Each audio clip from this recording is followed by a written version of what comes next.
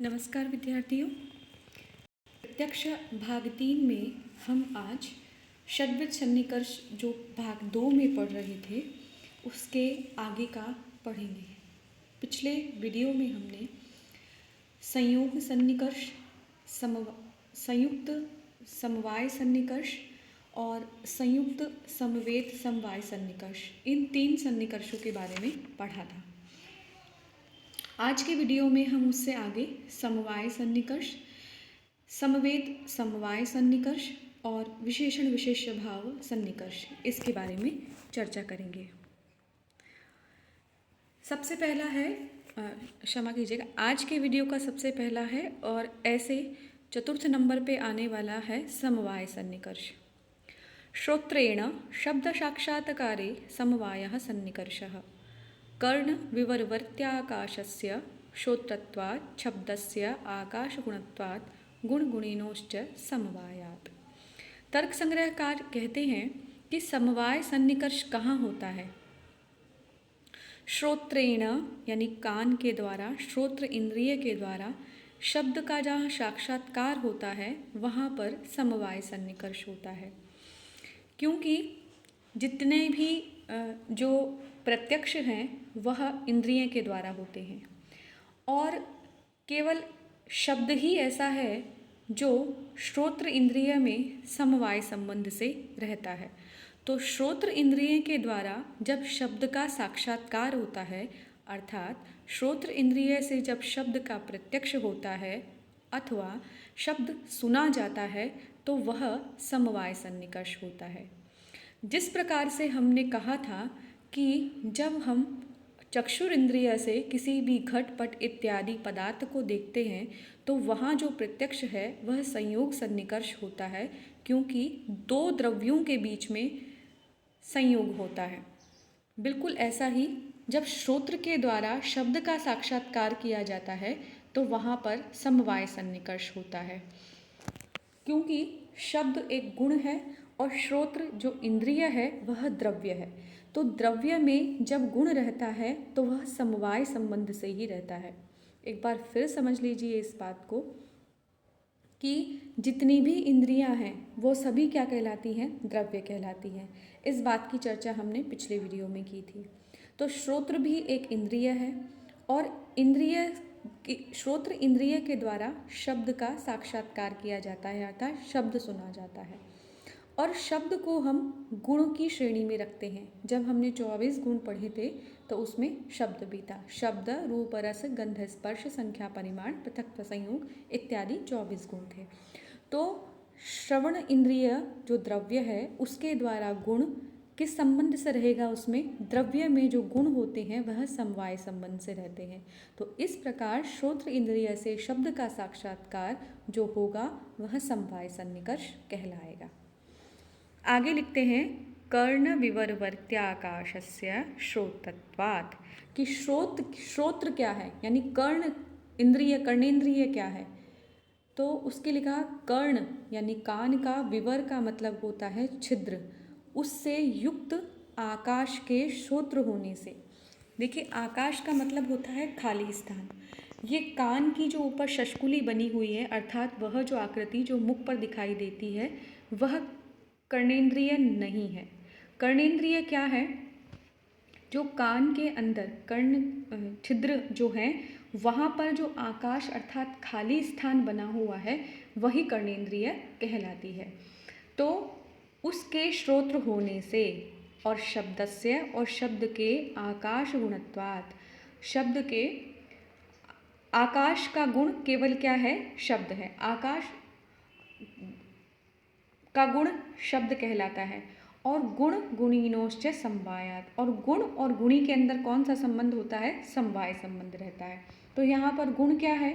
गुण है यहाँ पर शब्द और गुणी क्या है? यहाँ पर आकाश। तो आकाश नामक गुण जो शब्द है वह किस में रहता है? आकाश में रहता है। तो आकाश हो गया गुणी और शब्द हो गया यहाँ पर गुण। और गुण और गुणी में हमने कौन सा संबंध पढ़ा है? गुण और गुणी में समवाय संबंध होता है। तो कर्ण विवर में रहने वाला आकाश जो क्या है वह श्रोत्र है और आकाश का गुण क्या है? केवल शब्द है और गुण और गुणी में समवाय संबंध होता है। तो इस प्रकार से समवाय सन्निकर्ष श्रोत्र इंद्रिय में शब्द के साक्षात्कार से बताया जाता है। इसके बाद जो आज दूसरा सन्निकर्ष है और संख्या में पंचम सन्निकर्ष है, वह है समवेत समवाय सन्निकर्ष। इसके नाम को पहले समझ लेते हैं हम। जिस प्रकार से हमने पहले संयोग सन्निकर्ष पढ़ा, फिर संयुक्त समवाय सन्निकर्ष पढ़ा, वहाँ पर संयोग शब्द संयुक्त में परिवर्तित हुआ और फिर समवाय सन्निकर्ष जुड़ा। फिर जब हमने तीसरा सन्निकर्ष पढ़ा था तो वहाँ पर संयुक्त समवेत समवाय सन्निकर्ष था। वहाँ पर संयोग को संयुक्त में परिवर्तित किया, समवाय शब्द को समवेत में परिवर्तित किया और अंत में फिर समवाय लगाया। बिल्कुल ऐसा ही यहाँ पर है। जब हमने यहाँ समवाय सन्निकर्ष पढ़ा, फिर समवाय सन्निकर्ष अगर बोलना हो तो समवाय शब्द को समवेत बनाएंगे और फिर समवाय सन्निकर्ष, तो समवेत समवाय सन्निकर्ष। तो यहाँ पर दो ऐसे होंगे जिनके बीच में समवाय संबंध होगा। देखिए क्या है, शब्दत्व साक्षात्कारे समवेत समवायः सन्निकर्षः, श्रोत्र समवेते शब्दे शब्दत्व समवायात्। शब्दत्व साक्षात्कारे, जब आप शब्द का सन्निकर्ष कर रहे हैं श्रोत्र इंद्रिय के द्वारा, तब वहाँ पर समवाय सन्निकर्ष है। अब जब आप शब्दत्व जाति का साक्षात्कार करेंगे तो वहाँ पर समवेत समवाय सन्निकर्ष होगा। चूँकि हमने पहले भी नियम पढ़ा है, यो गुणो येनेन्द्रियेण ग्राह्या तद्गता जाति तदभावश्च तेनेव इंद्रियेण ग्राह्यो भवति। अर्थात जो गुण जिस इंद्रिय के द्वारा ग्रहण किया जाता है उसमें रहने वाली जाति और उसका अभाव भी उसी इंद्रिय से ग्रहण किया जाता है। कहने का तात्पर्य है कि मान लीजिए आपने रूप नामक गुण चक्षु इंद्रिय से देखा है, तो उसकी रूप में रहने वाली जो रूपत्व जाति है वह भी आप उसी इंद्रिय से ग्रहण करेंगे, यानी चक्षु इंद्रिय से ग्रहण की जाएगी। और अगर रूप का किसी चीज़ में अभाव है, मान लीजिए नील रंग के स्थान पर किसी वस्त्र का पीत रंग हो जाता है, तो वह जो परिवर्तित हुआ रूप है अथवा उस वस्त्र में नील रंग का जो अभाव है वह भी किस इंद्रिय के द्वारा ग्रहण किया जाएगा? चक्षु इंद्रिय के द्वारा। तो जो इंद्रिय गुण का ग्रहण करती है उसी इंद्रिय के द्वारा उसमें रहने वाली जाति का ग्रहण किया जाएगा और उसी के द्वारा उसमें रहने वाले अभाव का ग्रहण किया जाएगा। तो इसी प्रकार से जब शब्द का साक्षात्कार श्रोत्र इंद्रिय के द्वारा किया जा रहा है तो शब्दत्व जाति का साक्षात्कार भी श्रोत्र इंद्रिय के द्वारा किया जाएगा। अब शब्द में जो शब्दत्व जाति है वह किस संबंध से रहती है? समवाय संबंध से। तो पहले चक्षुर इंद्रिय के द्वारा शब्द का साक्षात्कार समवाय सन्निकर्ष, फिर चक्षु इंद्रिय के द्वारा समवाय संबंध से रहने वाले शब्द में शब्दत्व जाति का साक्षात्कार, तो समवेत समवाय सन्निकर्ष। शब्दत्व साक्षात्कारे शब्द का या शब्दत्व जाति का साक्षात्कार समवेत समवाय सन्निकर्ष कहलाता है। श्रोत्र यानी कर्ण इंद्रिय में समवेत होकर रहने वाले शब्द में शब्दत्व जाति के समवाय संबंध से रहने के कारण, क्योंकि श्रोत्र में क्या रहता है? शब्द समवाय संबंध से रहता है और उसी शब्द में उसकी शब्दत्व जाति समवाय संबंध से रहती है। तो इस प्रकार दो बार समवाय हो गया, तो एक पहले वाले को समवेत कहा, फिर दूसरा समवाय सन्निकर्ष। तो शब्द में रहने वाली शब्दत्व जाति का कर्णेंद्रिय के द्वारा जो सन्निकर्ष होगा वह समवेत समवाय सन्निकर्ष के नाम से जाना जाएगा। अंतिम, आज का अंतिम और षड्विध सन्निकर्ष का भी अंतिम जो सन्निकर्ष है वह है विशेषण विशेष्य भाव सन्निकर्षः। यहाँ पर एक है विशेषण पद और एक है विशेष्य पद। तो जब विशेषण और विशेष्य भाव बनता है तो वह सन्निकर्ष विशेषण विशेष्य भाव सन्निकर्ष कहलाता है। इसमें मूलतः किसी भी वस्तु का जब अभाव देखा जाता है तो वहाँ विशेषण विशेष्य भाव सन्निकर्ष होता है। देखिए, अभाव प्रत्यक्षे, जब आपको किसी भी वस्तु का, किसी भी पदार्थ का, किसी भी द्रव्य का अगर अभाव का दर्शन करना हो तो वहाँ पर विशेषण विशेष्य भाव सन्निकर्ष होता है। अभाव प्रत्यक्षे, अभाव के प्रत्यक्ष ज्ञान में विशेषण विशेष्य भाव सन्निकर्षः। विशेषण विशेष्य भाव सन्निकर्ष होता है। उदाहरण देते हुए कहते हैं घटाभाववद भूतलम इत्यत्र, यानी घट के अभाव वाला यह भूतल है। भूतल का मतलब पृथ्वी का तल और घट का अभाव मतलब घड़े का अभाव है।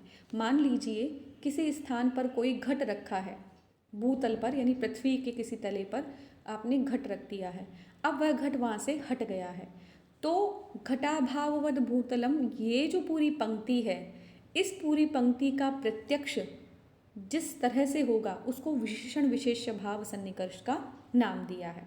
क्यों दिया है? क्योंकि घटाभाववद एक पद और भूतलम एक पद।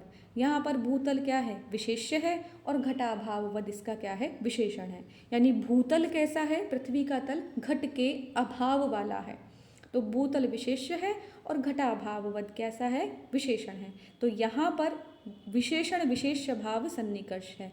चक्षु इंद्रिय के द्वारा भूतल से सन्निकर्ष हुआ और भूतल के सन्निकर्ष से हमको वहाँ पे घट का अभाव अनुभव हुआ, तो यहाँ पर विशेषण विशेष्य भाव सन्निकर्ष होगा।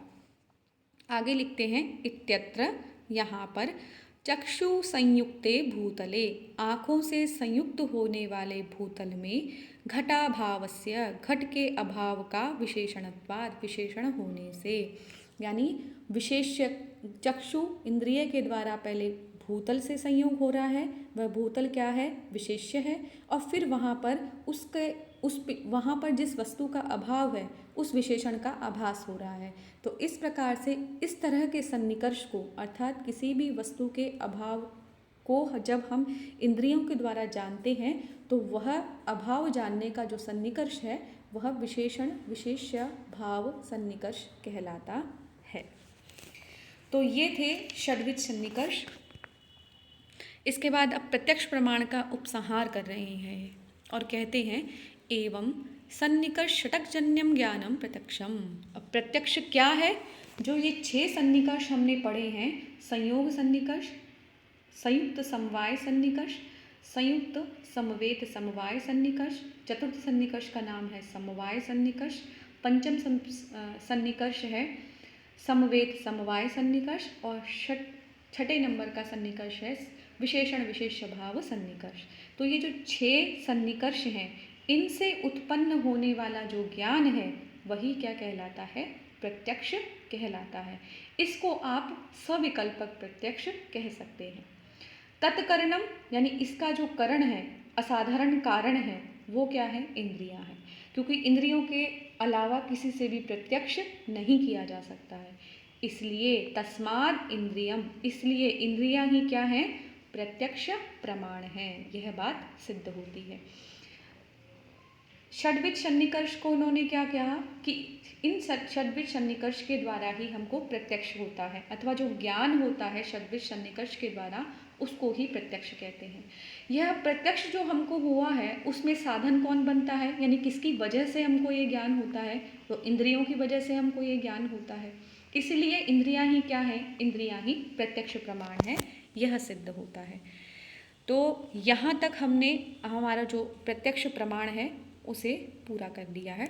आपके परीक्षा की दृष्टि से षड्विध सन्निकर्ष और इनके जो उदाहरण हैं वो बहुत ज़्यादा उपयोगी है। अगले वीडियो में हम नए शीर्षक के साथ में पुनः भेंट करते हैं। धन्यवाद।